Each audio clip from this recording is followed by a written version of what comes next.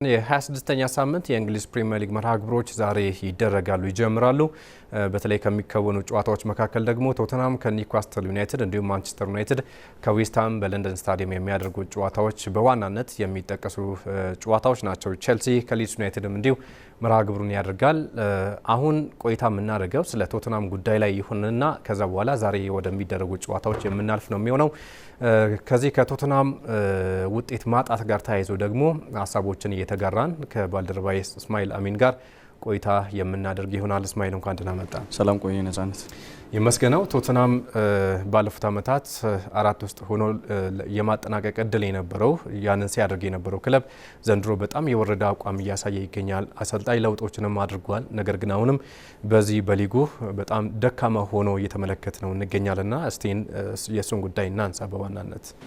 አሁን እንግዲህ ቶተንሃም ከዚህ ቀደም በነበሩት የአሰልጣኝ ቅጥሮች በተለይ ፖቼቲኖ በነበሩ ጊዜ የነበረውን ፐርፎርማንስ ተመልክተናል። በተለይ ደግሞ 2 ዓመታት በተከታታይ ፖቼቲኖ በነበሩበት ምንም ተጫዋች ሳይገዛ ያሉትን ተጫዋቾች ሳያስወግድ በተከታታይ ቻምፒየንስ ሊግ የተሳተፈ ቡድን በፕሪሚየር ሊጉ በጣም አስቸጋሪ ቡድን እንደነበር እናስታውሳለን። ያ ጊዜ አሁን ታሪክ ሆኗል። ከዛም በኋላ የመጡት አሰልጣኞች እንግዲህ ያንን ታሪክ ለመድገም በጣም የተቸገሩበት አጋጣሚ የተፈጠረው አሁን ቻምፒየንስ ሊግ የገባው ራሱ ባለፈው ፖስቴኮግሉ ዩሮፓ ሊግ ዋንጫ ማሳካታቸውን ተከትሎ የመጣ እድል ነው። ከዛ በተረፈ ቶተንሃም 17ኛ ሆኖ ያጠናቀቀበት አመት ነበር ባለፈው አመት። አሁን ደግሞ በ5 ነጥብ ብቻ ርቆ ከወራጅ ቀጠናው የተቀመጠበት ነው የሚገኘው። ይሄ ማለት በጣም አስቸጋሪ ጊዜ ነው። በተለይ 14 ሳምንታት እየቀረው 5 ነጥብ ብቻ ከወራጅ ቀጠናው ርቀ መቀመጥ ማለት ባሉ ተደጋጋሚ የሽንፈት እድሎች ይህንን ደግሞ ማሳካታችን ምናልባት በጣም ጭንቅ ውስጥ የሚገኝ ቡድን ነው ማለት ነው። የአሰልጣኞች መቀየር እንግዲህ የፈጠረው ተጽዕኖ አንደኛው የሚነሳ ምክንያት ነው። ባለፈው ዌይን ሩኒ እንግዲህ የሰጠውን አስተያየት ነው የምንመለከተው። አሰልጣኙ ላይ ትልቅ ጫና እንደተፈጠረባቸው ገልጾ ሲያበቃ በቶተንሃም ቤት ያለው ወንበሩ እንዳልተመቻቸው ወይም ደግሞ ረጅም አመት የቆዩ እስኪመስል ብሬንትፎርድ 7 አመት ቆይተው የተሳካ ጊዜ ያሳለፈው ቡድን ከወራጅ ቀጠና አውጥተው እንግዲህ ወደ ዩሮፓ ሊግ ወይም ደግሞ ወደ አውሮፓ መድረክ መሳተፍ የሚችልበትን አቅም ለማሳካት ከጫፍ የደረሱት አሰልጣኝ በተለይ ባለፈው አመት ደግሞ በጣም ምርጥ እንቅስቃሴ የምናስታውሰው በተለይ በ4-2-3-1 ሲጫወት እንግዲህ መጀመሪያ ከሚታወቁበት የረጅም ወይም ደግሞ ኳሶችን በረጅም ከማሻገር እግር ኳስ በዘለለ በጥሩ እግር ኳስ መጫወት የሚችል ቡድን ብሬንትፎርድ ላይ መስራታቸውን ተከትሎ ቶተንሃም የቀጠራቸው አሰልጣኝ ናቸው። ያንን ቡድን ይዞ የመጡበትን ማንነት ትተው እንግዲህ ገና በተቀጠሩ በ6 ወር ውስጥ እንግዲህ ሌላ ጭንቀት ውስጥ የተዳረጉ እንደውም አሁን ካበሉበት እድሜ 10 አመት የጨመሩ አሰልጣኝ መስሎ ነው የሚታዩት ብሎ ዌይን ሩኒ የገለጸበትን አስተያየት ነው የተገለጸውና ቶተንሃም አሁን ልናስበው የሚገባው ነገር የወራጅ ቀጠና ፉክክር ውስጥ ነው ያለው እንጂ በአውሮፓ መድረክ የሚሳተፍ ቡድን ለመሆን እንግዲህ በጣም ርቀቱ የሰፋ ቡድን ሆኗል። ከወራጅ ቀጠና ለመትረፍ የሚያደርገው ግብ ላይ ነው አሁን ያለው በሚል እንግዲህ አስደንጋጭ አስተያየት ሰጥቷል። በእርግጥ 5 ነጥቦችን ብቻ ነው ከወራጅ ቀጠናው የሚርቀው። ይህ ማለት እንግዲህ በጣም ከባድ ጊዜ እያሳለፈ እንደሆነ ነው የሚያሳየው። ልዩነቱ ደግሞ ግን በሁለት አንግል ልናየው እንችላለን። በአውሮፓ መድረክ ግን በ8 ውስጥ ገብቶ አጠናቆ በቀጥታ ጥሎ ማለፉ የማያገኘው ሁለተኛ 16 ውስጥ የሚገባ ቡድን ሆኗል በቻምፒየንስ ሊግ። ይህ ማለት ደግሞ በፕሪሚየር ሊግ መለስ ብለን ስንመለከተው በጣም አስቸጋሪ ጊዜ እያየን ነውና ያው የቶተንሃም የሚጫወተው የጨዋታ አቀራረብ እንዳለ ሆኖ ፕሪሚየር ሊግ ላይ ያለው ፋቲግ፣ ሩጫዎች፣ ተደጋጋሚ መርሃ ግብሮች ለዚህ እንደዳረጉት ምክንያቶች ሊሰጡ ይችላሉ። በአውሮፓ መድረክ የሚደረገው ነፃ እግር ኳስና ጥሩ እግር ኳሶች ግን በነፃነት ለመጫወት የተሻለ አማራጭ እንደሆነ አሁንም የአውሮፓ መድረክ ለእንግሊዝ ክለቦች የተሻለ ነው ከፕሪሚየር ሊግ የሚለው ነገር በደንብ ቁልጭ አድርጎ የሚያሳይ ሆኗል ማለት ነው። ዋናው ግን ትልቁ ምክንያት ግን ልጆቹን ሜዳ ላይ የመጠቀም አሰልጣኞች መቀየር አሁን አንቶኒዮ ኮንቴ የነበረውን የስልጠና መንገድ እስካሁን የልጆቹ ተጽዕኖ ላይ እንዳረፈ ነው። ቶተንሃም በትልቁ ልናነሳው የምንችለው ነገር ቶተንሃም ተጫዋች የሚያሰናብት አይነት ወይም ደግሞ የሚቀባ በትላልቅ ቡድኖች የሚቀማ አይነት ቡድን አይደለም። እሱ ከፈለገ የሚለቃቸው ነው እንጂ ተጭነው እንደ ሊቨርፑል እንደ አርሰናል ወይም ደግሞ እንደ ቼልሲ የሚሳሰሉበት ተጭነው ተጫዋቹ የሚወስዱበት አይነት ቡድን አይደለም። በተለይ ምናልባት አሁን ዋይኔ ሩኒ ስንመለከት ነበርና ቶተንሃም በዚህ የውድድር ዓመት ወደ ታችኛው ሊግ ይወርዳል የሚል አስተያየቱን ሰጥቷል። ከዛ አንጻር ቶተንሃም እውነት በዚህ መልኩ የሚቀጥል ከሆነ ያለው ውጤት ያንን ያሳያልና እንዴት ተመለከተዋለን የሩኒን ሀሳብ? ወደ ታችኛው የመውረዱ እንኳን ብዙም የሚታየኝ አይደለም። በእርግጥ 5 ነጥብ ብቻ ነው ርቀቱ፣ የሁለት ጨዋታ ልዩነት ነው የሚሆነው። ግን ቶተንሃም በዛ ደረጃ ያንን ስነ ልቦና አሟልቶ ወደ ፕሪሚየር ሊግ ይቆያል የሚል እምነት ነው ያለኝ። ያንን የሚያደርግ አቅም አለው፣ ግን ትግሎች ይፈልጋሉ። አሁን ልዩነቱ 1-3-4 ጨዋታ ቢሆን በተከታታይ ጨዋታዎችን የማሸነፍ ስነ ልቦና ያላቸው ልምድ ያላቸው በአውሮፓ መድረክ መሳተፍ የሚችሉ ተጫዋቾች አሉት። 3 እና 4 ጨዋታዎች ቢሆኑ ያንን ማድረግ ይችላሉ። 13 ጨዋታዎች ነው የሚቀሩትና በኮንሲስተንሲ መቀጠል አለባቸው ከዛ ደረጃ ተላቀው ለመውጣትና ያንን ለማድረግ ደግሞ ምን ያህል ቁርጠኛ ናቸው የሚለው ነገር ትልቁ ወሳኝነት ነው። አሰልጣኙ ላይ ትልቁ ስራ አለ። አሰልጣኙ ደግሞ ልጆቹን በዛ ደረጃ የማሰማራት አሁን ትልቁ ክፍተት ሆኖ እየተጠቀሰ የሚገኘው እንግዲህ የጉዳት ዜናው ነው። በትክክል እንዳያስኬዱት የሚያደርግ ቢያንስ ባለፈው የቶተናም ጨዋታ ላይ የሲቲ ጨዋታ ላይ ሲጫወቱ 11 ተጫዋቾች ብቻ ናቸው ፊት ሆኖ እዛ ሜዳ ላይ የተገኙት ተጫዋቾች ከዩናይትድ ጋር በነበረው ጨዋታ በተወሰነ መንገድ ያገገሙ ወደ 9 ተጫዋቾች ጉዳት ላይ ነበሩ። ኦልሞስት ሁለቱ ተመልሷል። በተለይም ደግሞ ሮሜሮ እና ቫን ደ ቢን በጣም ወሳኝ የሚባሉ የቡድኑ የጀርባ አጥንት ናቸውና እነኚህ ተጫዋቾች ወደ ሜዳ ተመልሷል። ግን 9 በጣም ወሳኝ የሚባሉት ደግሞ በዩናይትድ ጨዋታ ላይ እንኳን አልነበረው። ጥሩ ነው። እንደውም 2 ተጫዋቾች አገግሞላቸዋል። የሲቲ ጨዋታ ላይ በአጠቃላይ 11 ጨዋታ ብቻ ነው ፊት የነበረው። እዚህ ጨዋታ ላይ 11 ጨዋታ ብቻ ነው እንግዲህ ተጠባባቂ የሚሆኑት ወጣቶችን ጨምሮ እኮ ነው ማለት ከቢ ቡድን ያመጧቸውን ተጠባባቂ አድርገው 11 ተጫዋቾች ብቻ እነ ግሬን በቋሚነት ቆጥሮ እኮ ነው 11 ተጫዋች ብቻ ፊት የነበረውና በጣም አስቸጋሪ ጨዋታ 22 ሁለታቸው የወጡበት ጨዋታ ነው። በእርግጥ 11 ተጫዋቾች ፊት አድርገህ መግባት ማለት በጣም አስቸጋሪ ነው።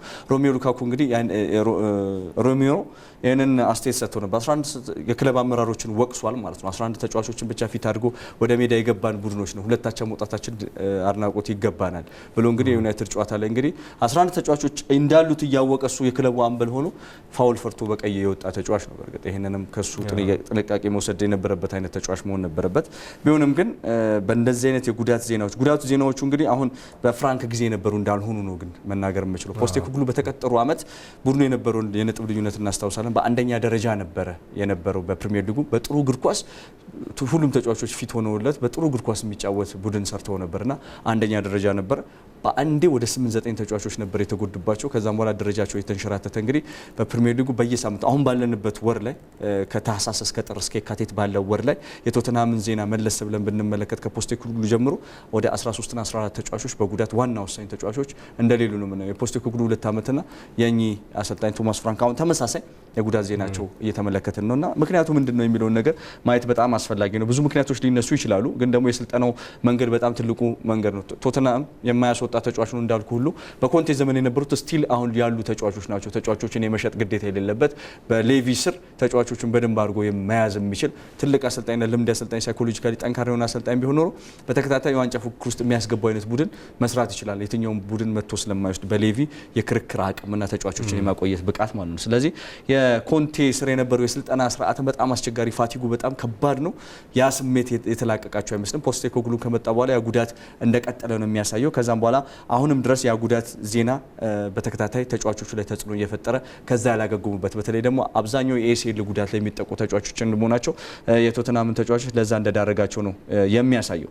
ከዛ በተረፈ ግን የዶክተሮቹም ወይም ደግሞ የሕክምና ባለሙያዎቹም ክትትል እንደሚገባቸው ወይም ደግሞ ቅየራ ማስተናገድ እንዳለባቸው እንግዲህ በብዙ አስተያየቶች ይሰጣሉ።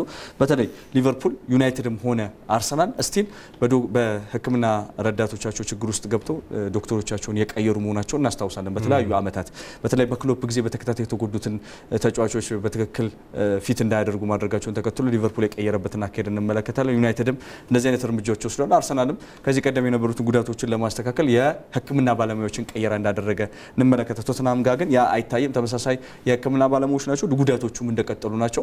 11 እና 15 ተጫዋቾች በወሳኝነት የተጎዱብህ ሊጉ ላይ በትልቁ መፎካከር እንግዲህ በጣም አስቸጋሪ መሆኑን እየተመለከተን ስለሆነ ማለት ነው። የጉዳቶቹን ዝርዝር ብንመለከት በጣም አስደንጋጭ ነው።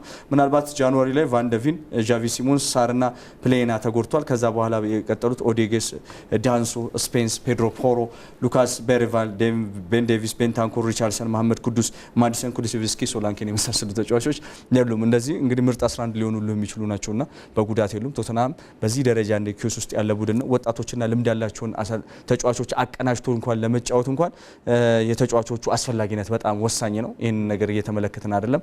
ስለዚህ ቶማስ ፍራንክ የተጫዋቾቹን ጉዳት መመለስ በጉጉት የሚጠብቁ አሰልጣኝ ናቸው። የተወሰኑ ተጫዋቾች የሚመጡላቸው ከሆነ ግን በደንብ አድርጎ ቲሙ መስራት ይችላሉ።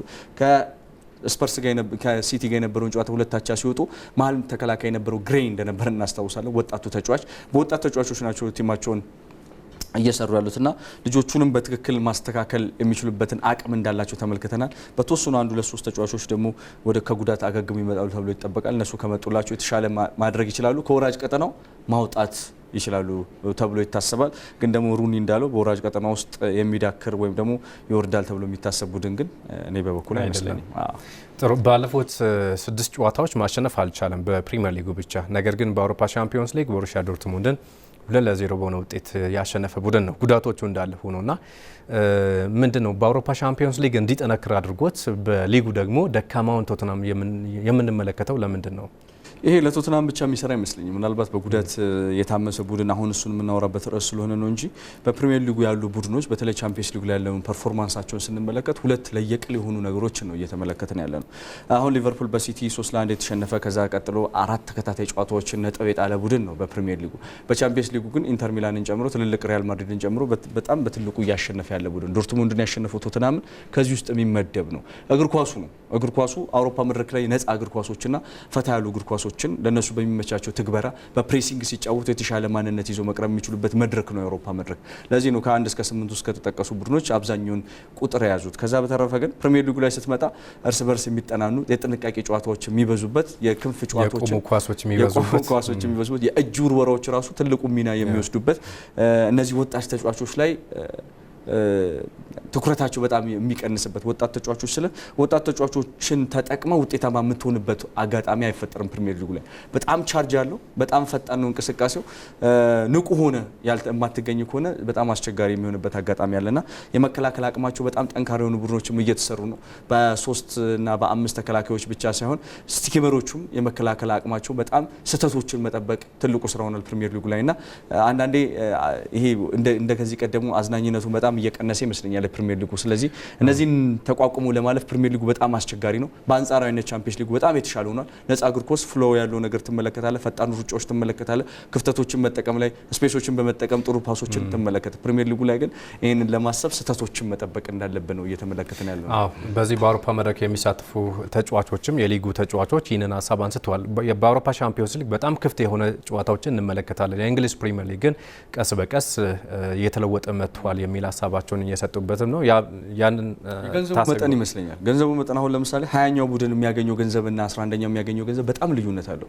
ስለዚህ ያንን ደረጃ ይዞ ለማጠናቀቅ አሰልጣኞቹ እየሰሩት ከላይ የሚታዘዙትን ትዕዛዝ ለመፈጸም ፕሪሚየር ሊጉ የሚያስገባውን ገቢ ከግምት በማስገባት ውጤት ማምጣት ላይ ትልቁን ትኩረት አድርጓል። ውጤት ለማምጣት ደግሞ ሁሉም ተቀራራቢ ስለሆነ የጥንቃቄ ጨዋታዎች ይኖራሉ። ስለዚህ የእጅ ኳሶችን፣ ረጅም ኳሶችን መጠቀም መሰረት ለተደረገ ወደ ዛሬ ጨዋታ እንሄድና አጭር ነገሮችን እንመለከታለን። ማንቸስተር ዩናይትድ ከዌስትሃም የሚያደርገው ትልቅ ጨዋታ በለንደን ስታዲየም፣ እንዲሁም ይሄኛው ጨዋታ የቶተናምና ኒውካስልም በተመሳሳይ የሚነሳ ነጥቦች አሉትና እሱም በተወሰነ ብታነሳለን ጨዋታዎቹ።